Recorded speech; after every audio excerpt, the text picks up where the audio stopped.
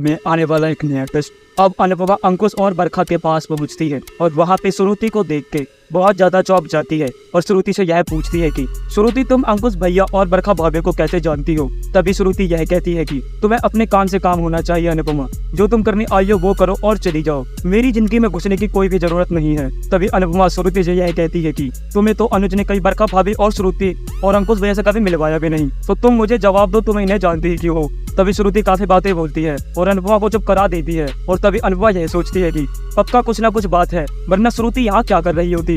तभी अनुपमा श्रुति से यह पूछती है कि आज तुम्हें मुझे सच बताना ही पड़ेगा। तभी अनुपमा अंकुश से यह पूछती है कि मेरी आद्या कहाँ है अंकुश भैया, आपने अनुज जी को झूठ क्यों बोला कि आद्या मर चुकी है, प्लीज हमारी आद्या हमें वापस कर दो। तभी अंकुश यह कहता है कि मैंने कोई भी झूठ नहीं बोला है अनुपमा, तुम्हारी आद्या सच में मर चुकी ही होगी। तभी बरखा अनुपमा से यह कहती है क्या तुम पागल हो अनुपमा, तुम यहाँ पे आई हो और तुम हमसे सवाल जवाब पूछ रही हो, तुम होती ही कौन है सवाल जवाब पूछने वाली। तभी अनुपमा यह कहती है कि आपने फिर झूठ क्यों बोला।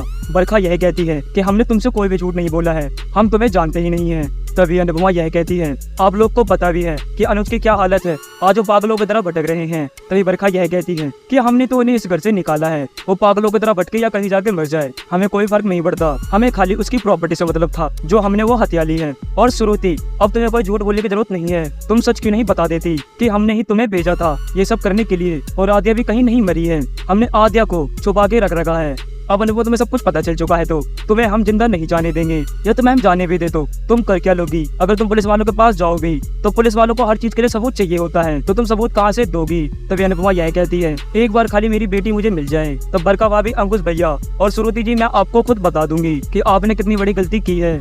आपने एक माँ की दिल को ठेस पहुंचाई है और एक बाप को तड़पते हुए देखा है। खाली आपके झूठ के वजह से ही आज अनुज जी ऐसे हैं। अनुज जी आज पागलों की तरह भटक रहे हैं, जो इतनी बड़ी कंपनी के मालिक थे आज वो रोड पे भीख मांग के खाना खा रहे हैं, बस आपके वजह से। अंकुश भैया और बरखा भाभी आपने ये बिल्कुल भी सही नहीं किया, आपको मैं तो नहीं पर भगवान जरूर सजा देगा। बस मुझे मेरी बेटी दे दो, आपको अनुज की जितनी प्रॉपर्टी चाहिए आप रख लो, प्लीज मेरे अनुज जी और मेरी आद्या मुझे वापस कर दो। श्रुति जी आपसे तो आद्या ने बहुत ज्यादा प्यार किया था, पर आप भी ऐसे निकलोगी मुझे नहीं लगा था। अच्छा ही हुआ कि अनुज जी की आपसे शादी टूट गई, अगर अनुज जी की शादी आपसे हो जाती तो उनकी जिंदगी नर्क हो जाती। तभी श्रुति यह कहती है कि आज उनकी जिंदगी कौन सी अच्छी है, वह तुम्हारे साथ रहना चाहता था, अगर वह मेरे साथ रहता तो शायद मैं उसे बकस देती और वह मेरे साथ खुशी खुशी जी सकता था, पर उसने तुम्हें अपनाया। और तुम अनुपमा एक बहुत बड़ी मनुष्य हो, तुम जिसकी जिंदगी में जाती हो उसकी जिंदगी को खराब कर देती हो। क्या तुम्हें नहीं लगता तुम सबकी बर्बादी का कारण हो।